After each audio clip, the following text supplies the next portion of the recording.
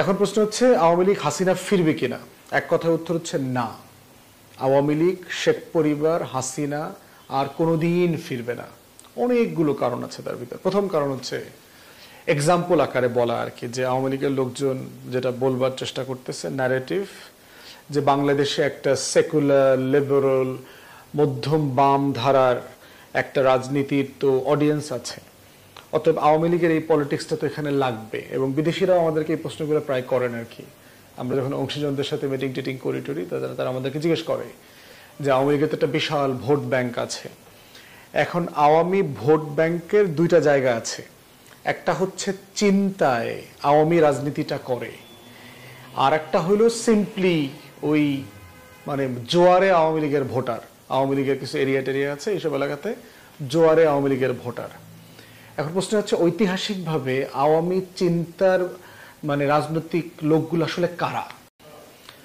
আমাদের রাজনীতিতে এখন অনেকগুলো গুরুত্বপূর্ণ প্রশ্ন আছে, তার ভিতরে একটা বড় প্রশ্ন হচ্ছে আওয়ামী লীগের ভবিষ্যৎ। আওয়ামী লীগ ফিরছে কিনা, আপা ফিরছেন কিনা, আওয়ামী লীগকে ছাড়া নির্বাচন করা সম্ভব হবে কিনা, আপা নাকি তার দলবল নিয়ে ডিসেম্বরের মধ্যে ফিরে আসছে, ক্ষমতা নিয়ে নিবে। এবং গত 15 আগস্ট একটা বক্তব্যে দেখলাম যে বেগম লক্ষণ সেন নিজেকে প্রধানমন্ত্রী দাবি করেছেন। নির্বাচন ছাড়া, ভোট ছাড়া, গণ অভ্যুত্থানে পরাজিত হয়ে শিয়ালের মতো পিছনের দরজা দিয়ে পালায় দিল্লিতে গেল, এরপরও সে নিজেকে প্রধানমন্ত্রী মনে করতেছে। মানে এর থেকে নির্লজ্জ রাজনৈতিক মানে কোনো মানে এলিমেন্ট, উপকরণ আসলে দুনিয়াতে আর আছে কিনা এটা আল্লাহ তাআলাই ভালো জানে আর কি। হিস্টোরিক্যালি আওয়ামী লীগটা কারা? কারণ শেখ মুজিব থেকে শুরু করে ধরেন মাওলানা ভাসানী, যারা এই দলের শুরুর দিকের মানুষ, মাওলানা ভাসানী তো এটার প্রতিষ্ঠাতা সভাপতি ছিলেন, এই মানুষগুলো তো পাকিস্তান আন্দোলন করেছেন, পাকিস্তানের জন্য লড়াই করেছেন। সাডেনলি কেন মুসলিম লীগ থেকে, পাকিস্তান হওয়ার পরে মুসলিম লীগ থেকে বের হয়ে আসার প্রয়োজন হইল? কি জিনিস ঘটলো এখানে? এবং গুরুত্বপূর্ণ অনেকগুলো বিষয় বোঝার চেষ্টা করেছি হিস্ট্রিতে, আমি খুব ভালো অ্যানালিসিস পাই নাই। যে মানুষগুলো পাকিস্তান আন্দোলন করলো, লাহোর প্রস্তাবের ভিত্তিতে কলকাতায় রায়ট করলো, 46 সালের নির্বাচন করলো, মুসলিম লীগ একমাত্র প্রভিন্স যেখানে সরকার গঠিত হইল বাংলাতে। আজকের পাকিস্তানে কিন্তু মুসলিম লীগ সরকার গঠন করতে পারে নাই 46-এ। এখানে এমন কি জিনিস ঘটলো যে 47-এ পাকিস্তান রাষ্ট্র হওয়ার পরে ওই মানুষগুলোই এখান থেকে বের হয়ে আসলো? কারণ ভাসানী তো আসামের মুসলিম লীগের সভাপতি ছিলেন।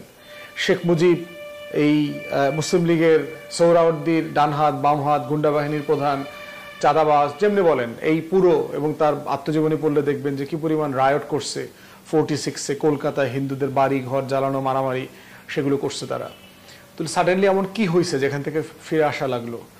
আপনার শামসুল হক সাহেব ছিলেন, এবং আমার কাছে কয়েকটা অ্যানালিসিস মনে হয়েছে। একটা হচ্ছে কংগ্রেসের রাজনীতি এই অঞ্চলে যারা করতেন, এটা বাঙালি মুসলমান হোক, বাঙালি নিম্নবর্ণের হিন্দু হোক, এই মানুষগুলো আসলে কি রাজনীতি করবে? যারা কংগ্রেস করেছেন তাদের পক্ষে মুসলিম লীগ করা তো ডিফিকাল্ট। জিন্না ছাড়া এরকম লোক খুব কম মানুষ আছেন যে ওখানেও নেতা ছিলেন, এখানে এসে নেতা হয়েছেন। তিনি তো কংগ্রেসের প্রেসিডেন্ট ক্যান্ডিডেট ছিলেন, পরে মুসলিম লীগের সভাপতি হয়েছেন। তো এই মানুষগুলো আসলে কোথায় আত্মস্থ হবে? এইটা একটা সংকট ছিল 47-এর পরে। তারা কি আসলে, যারা এই অঞ্চলে থেকে গেল কিন্তু এর আগে ব্রিটিশ পিরিয়ডে কংগ্রেসের পলিটিক্স করছে, তাদের একটা স্পেস দরকার ছিল, পলিটিক্যাল স্পেস। দ্বিতীয়ত একটা জায়গা হচ্ছে আপনার যারা জমিদারি প্রথার বিলোপের কারণে ক্ষতিগ্রস্ত হয়েছে, সকল জমিনদার ক্লাস যারা ছিলেন এই অঞ্চলে, তারা, তাদের পরিবার, যারা ওই পারে চলে যান নাই, যারা এই পারে রয়ে গেছেন, তারা আসলে কার রাজনীতি করবে? মুসলিম লীগ কি তাদের জন্য করার মতো কোনো দল? এই রাজনীতিটা কি আসলে সে করতে পারবে? এটা প্র্যাকটিক্যালি সম্ভব? তো তার কাছে আর দল কোনটা? কৃষক শ্রমিক পার্টি ছিল তখন শেরে বাংলার, সেটাও তো তারা কমফোর্টেবল ফিল করছে না, কারণ তারাও তো শেরে বাংলা ভেরি মানে প্রো মুসলিম লীগ টাইপের পলিটিক্স করছেন। শুধু ক্ষমতার একটু ভাগাভাগির সমস্যা ছিল মুসলিম লীগের সাথে, তারা এটা করতে পারেন নাই। তো তারাও একটা স্পেস খুঁজতেছিল যে এই পাকিস্তান আন্দোলন, লাহোর প্রস্তাব, এই জমিদারি প্রথা বিলুপ্ত হওয়ার যে প্রসেস শুরু হয়ে গেছে অলরেডি, কারণ এর ভিত্তিতে তো মানুষ এখানে পাকিস্তান আন্দোলন করেছে যে জমিদারি প্রথা বিলুপ্ত হবে, সবাই সমান হয়ে যাবে, প্রজা থাকবে না, ট্যাক্স দিতে হবে না, জমিদারি এই যে নির্যাতন এগুলো সইতে হবে না, সব ভূমিহীন কৃষক জমির মালিক হবে, এটাই তো লাঙ্গল যার জমি তার, এগুলোই তো পাকিস্তান আন্দোলনের মোটো ছিল। এবং এই যে বিশাল হিন্দু জনগোষ্ঠী জমিদার ক্লাস, তারা যে রয়ে গেল, যারা যারা ওই পারে যায় নাই, তারা আসলে কি রাজনীতি করবে? তাদের একটা রাজনীতির স্পেস খালি পড়েছিল। 47-এ বিশাল হিন্দু জনগোষ্ঠী ছিল আপনার। আজকে বাংলাদেশের হিন্দু জনগোষ্ঠী 10%, ধরেন 9-10%। 47-এ হিন্দু জনগোষ্ঠীর সংখ্যা অনেক বেশি ছিল। 47-এ এখানকার হিন্দু জনগোষ্ঠীর সংখ্যা ধরেন প্রায় 40%-এর কাছাকাছি ছিল ওই এক্সোডাসের পরে। ঢাকার জনগোষ্ঠীর ধরেন 60% হিন্দু ছিল তখন। তারা এখানকার ঢাকার প্রায় 90%-80% প্রপার্টির মালিক ছিল। এবং এটা তো ঐতিহাসিক বাস্তবতা আছে, জমিনদারি সিস্টেমের কারণে বাঙালি মুসলমান তো ফকির মিসকিন হয়ে গেছে, প্রজা হয়ে গেছে। তো সেই বাস্তবতায় কারা এই রাজনীতিটা করবে? থার্ড একটা সময় ছিল ক্লাস প্রবলেম ছিল উইদিন মুসলমানদের মধ্যে। যারা একটু বনেদি ছিল মুসলিম লীগের, উচ্চশিক্ষিত, একটু ধনী, একটু বনেদি, তারা উর্দুভাষী ছিলেন, গায়ের চামড়া শুরুতে একটু ফর্সা সুন্দর ছিলেন। আর আমাদের মতো যারা দেখতে আর কি একটু বাঙ্গাল টাইপের, একটু গরিব কৃষক পরিবারের সন্তান, গ্রামে থাকে, তারা এখনো আরবান না, অত শিক্ষিত হয় নাই। শেখ মুজিবের মতো প্রথম গ্রাম থেকে উঠা শহর দেখছে, রেল লাইন দেখছে, রাস্তা দেখছে, কলেজ বিশ্ববিদ্যালয় দেখছে। এই শ্রেণীর মানুষগুলো মুসলিম লীগের এই যে নাজিমুদ্দিন খানদের যে বনে দিয়ে আনা, এটার সাথে অ্যাডজাস্ট করতে পারতেছিল না। এবং তখন এই ভাসানীর মতো, শেখ মুজিবের মতো এই বাঙ্গাল গরিব নিম্নবিত্ত কৃষক পরিবারের যে সন্তান, তাদের যে রাজনৈতিক আকাঙ্ক্ষা, সেই আকাঙ্ক্ষার একটা স্পেসও এখানে ক্রিয়েট হয়েছে। এবং এই যে বাঙ্গাল যাদেরকে বলছি আমরা, আমাদের মতো যারা কৃষক পরিবারের নিম্নবিত্ত গ্রামের সন্তান ছিল তখন, তাদের কেন্দ্রের বিন্দুটা ছিল হচ্ছে আপনার সোহরাওয়ার্দীকে ঘিরে। কিন্তু 47-এর ইমিডিয়েট পরে কিন্তু সোহরাওয়ার্দী পাকিস্তানের পক্ষে ছিলেন কিনা এই ব্যাপারে বিতর্ক আছে, অথবা 46-এর পরে 47-এর পরে কিন্তু সোহরাওয়ার্দী নিজেও কিন্তু আপনার লম্বা সময় পরে এই ঢাকাতে ফিরে আসছেন, উনি কিন্তু ইমিডিয়েটলি ফিরে আসেন নাই। অতএব এই অঞ্চলে যারা সোহরাওয়ার্দীকে কেন্দ্র করে রাজনীতিটা করত, যারা খাজা নাজিমুদ্দিন খানের গ্রুপে ছিলেন না, তারাও কিন্তু আপনার বিকল্প খুঁজতেছিলেন, তাদের প্রোটেকশন খুঁজতেছিলেন। তো সোহরাওয়ার্দী ফিরে না আসার কারণে যেটা হয়েছে, এই অংশটাও ডিসএনফ্রাঞ্চাইজড হয়ে গেছে এবং তারাও একটা জায়গা খুঁজতেছিল।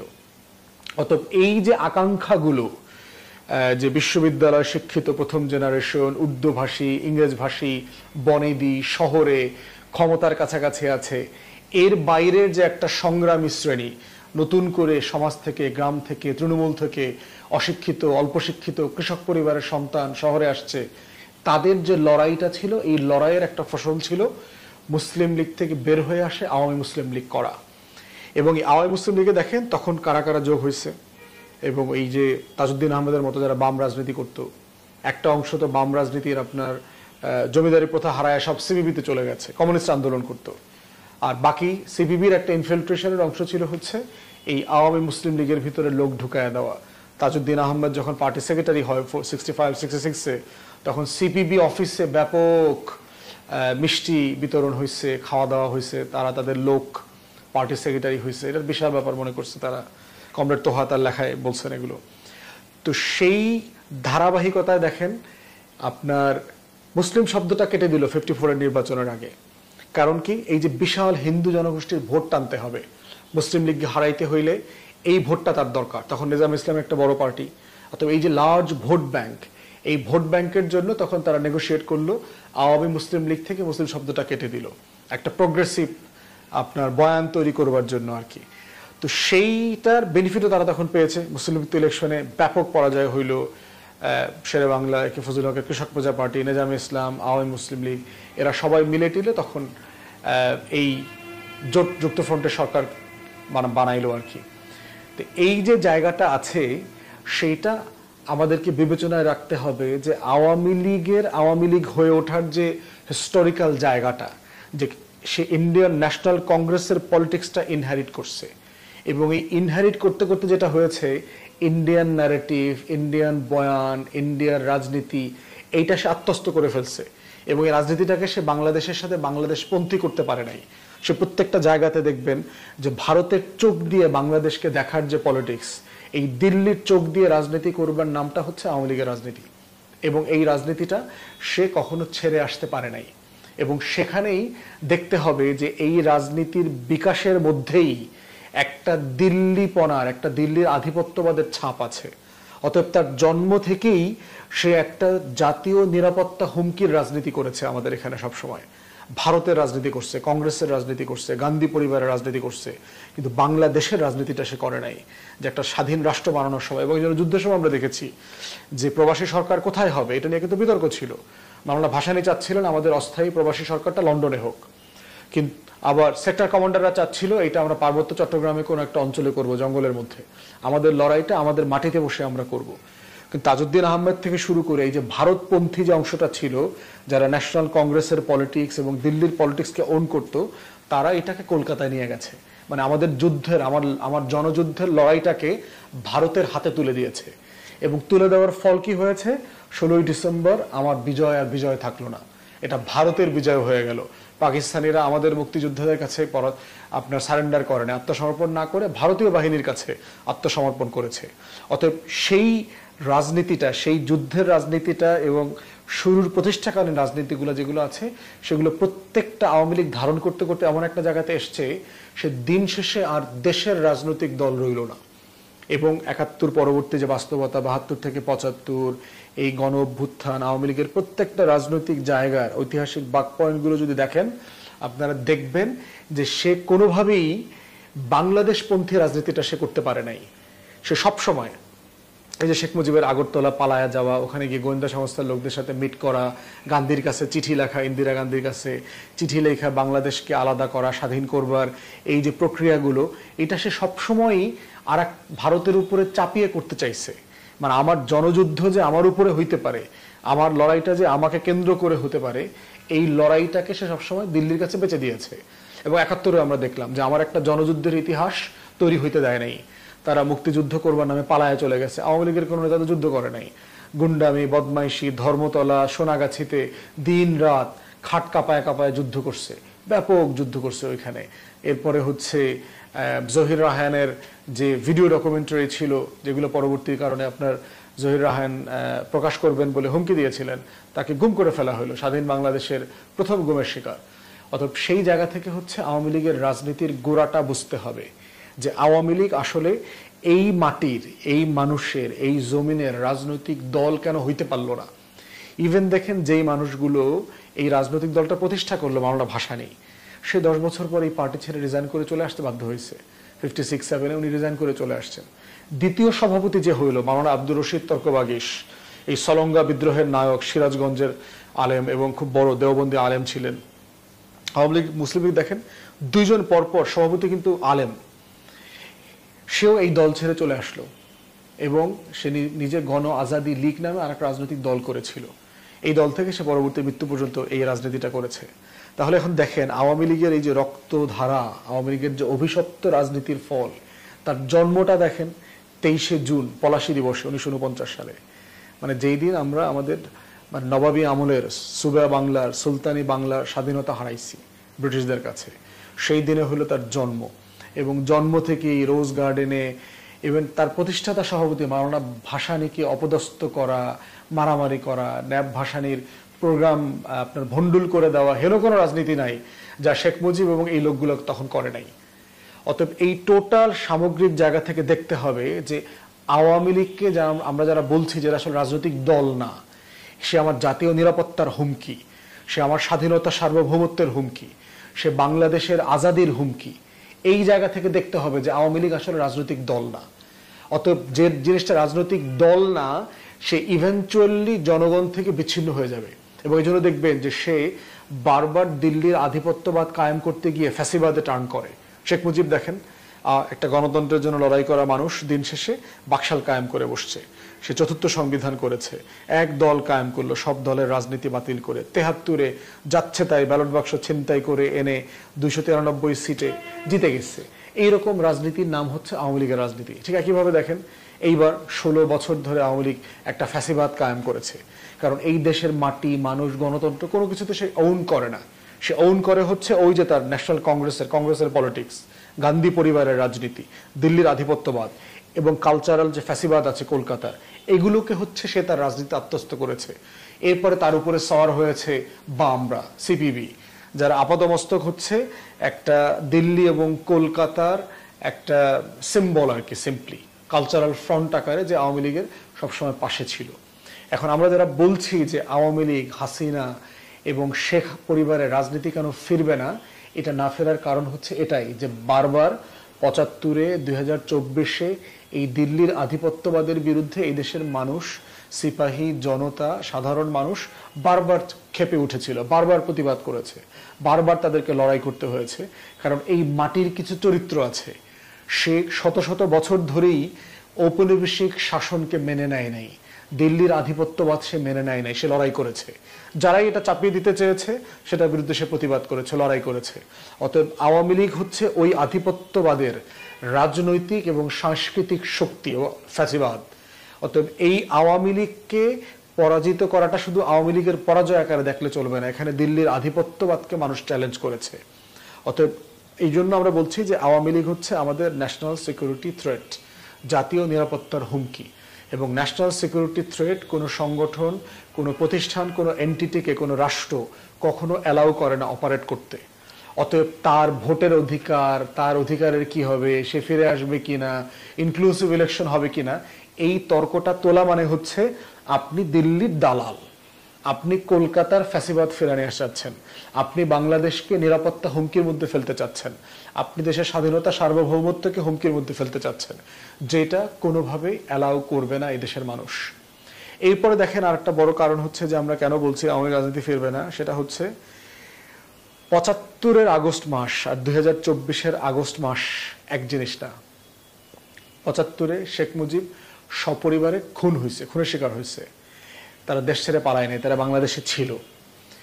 এবং খুন হওয়ার কারণে যেটা হয়েছে, ইভেন্চুয়ালি এই খুনটাকে আওয়ামী বয়ান আকারে দিল্লি যেটা প্রতিষ্ঠা করতে চেয়েছে যে এইটা একটা সিম্প্যাথির জায়গায় টার্ন করেছে, একটা কাল্ট ফিগার, যে আসলে কিছুই ছিল না, তাকে ওই রকম একটা জিনিস বানানোর জায়গায় চেষ্টা করা হয়েছে। হ্যাঁ, স্বাধীনতা যুদ্ধের আগে আওয়ামী লীগের, শেখ মুজিবের অনেক অবদান আছে, লড়াই সংগ্রাম, গণতন্ত্র, ইভেন যুদ্ধের পরেও শেখ মুজিব তো ৭১-এ পালিয়ে চলে গেছে, যুদ্ধের পরেও শেখ মুজিব ফিরে আসার কারণে যেটা হয়েছে, এখানে দিল্লির আধিপত্যবাদ, দিল্লির সোলজার রাখা না রাখার ব্যাপারে আমরা সিরিয়াসলি সে ফাইট করেছে এই স্বাধীন বাংলাদেশের জন্য।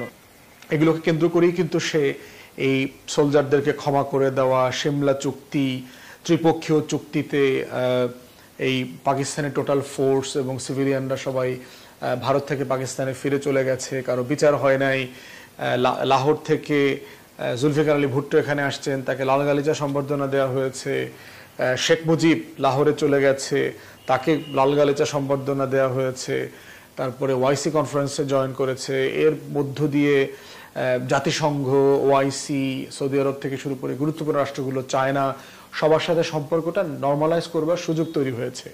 অর্থাৎ শেখ মুজিবের এই অবদানের জায়গাটা আছে যে একটা বাংলাদেশপন্থী রাজনীতিতে দেশটাকে ফিরায় নিয়ে আসা, দিল্লির আধিপত্যবাদ থেকে ফিরায় নিয়ে আসা। তার বাকশাল করবার ভুল যেমন আছে, এগুলো কিন্তু আবার দিল্লি থেকে, কলকাতার হেজিমনি থেকে রাষ্ট্রকে স্বাধীন করে নেওয়া আসার জন্য তার একটা এফোর্টও ওখানে ছিল। কিন্তু শেখ মুজিব দিন শেষে বাংলাদেশে ছিল, সে পালায় চলে যায়নি। এই ৭৫-এ সে খুন হয়েছে এখানে। এবং ২৪-এর বাস্তবতা হচ্ছে যে শেখ হাসিনা পালায়া চলে গেছে শিয়ালের মতো, লেজ গোটায়া। এবং এই যাওয়ার সময় খুবই নির্লজ্জভাবে গেছে, সারা দেশের মানুষের হিংসা, বিদ্বেষ, ঘৃণাকে সাথে নিয়ে গেছে। শেখ মুজিব অনেক খুন খারাপি করছে, ৩০-৪০ হাজার মানুষকে খুবই ব্রুটালি রক্ষী বাহিনী দিয়ে, মুজিব বাহিনী দিয়ে হত্যা করেছে। কিন্তু গণহত্যা লেভেলের যে অপরাধ, শেখ মুজিব গণহত্যা লেভেলের অপরাধ করে নাই। এবং হাসিনা যেটা করছে গত ১৬ বছরে, গুম, খুন, আয়নাঘর, ওর বাপ যা যা করছে সবগুলা করছে। সে যেটা এক্সট্রা করছে সেটা হচ্ছে গণহত্যা, মানবতা বিরোধী অপরাধ এই লেভেলের, যেটা তোর বাপ করে নাই। আর একটা জিনিস এটা হয়েছে যে শেখ মুজিবের সময় পত্রিকার জগৎ ছিল, সব নিউজ আমরা বহুদিন দেখেছি যে গণকণ্ঠ, বাংলা ভাষানীর, হক কথা, এই সকল বহু পত্রিকা প্রিন্ট হওয়ার সাথে সাথে এগুলো নিয়ে আওয়ামী লীগের লোকজন দখল করে নিয়ে চলে গেছে, পোড়ায় ফেলছে। অথবা মানুষ জানতো না পত্রিকাতে কি আসছে না আসছে, সত্য খবরটা কি ছিল। হাসিনার আমলে যেটা হয়েছে, প্রযুক্তির কারণে লক্ষ লক্ষ গণহত্যার ডকুমেন্ট আমাদের ঘরে ঘরে সবার ফোনে আছে, যে আসলে হাসিনা কি করছে।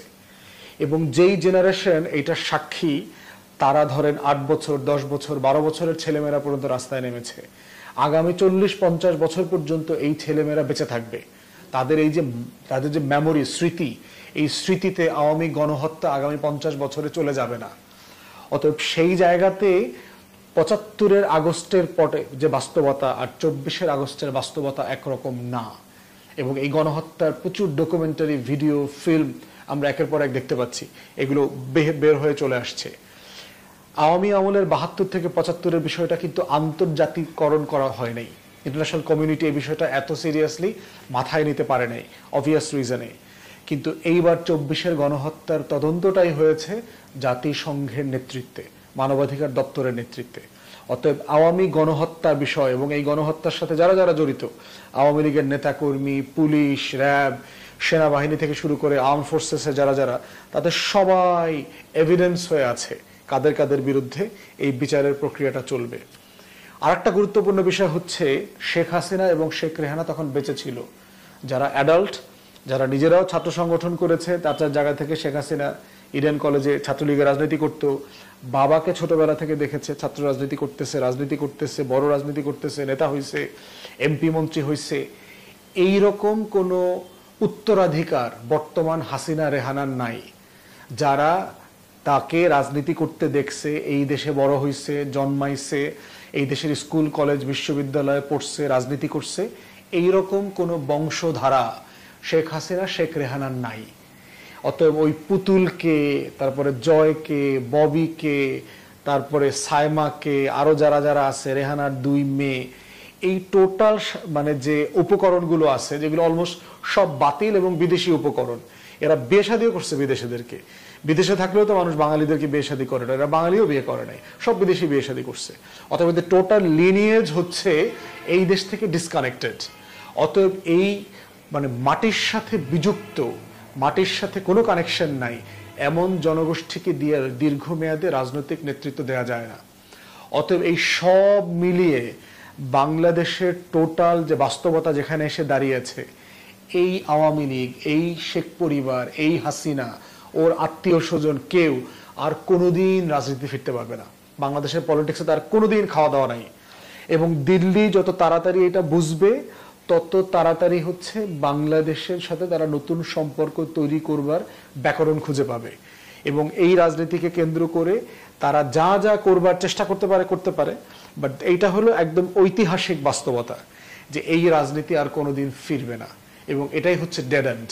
এবং আওয়ামী লীগের নেতাকর্মীদের আমি কষ্টটা বুঝি, যে তাদের দিল মানে পুড়ে যাইতেছে, অন্তর পুড়ে যাইতেছে। এক তো নেত্রী পালায়া চলে গেছে, তাদেরকে এই জাহান্নামের ভিতর ফালায় দিয়ে চলে গেছে, এবং এই নেত্রী আর ফিরবে না, গেছে তো গেছে, আর ফেরার কোনো লক্ষণ দেখতে পাইতেছে না।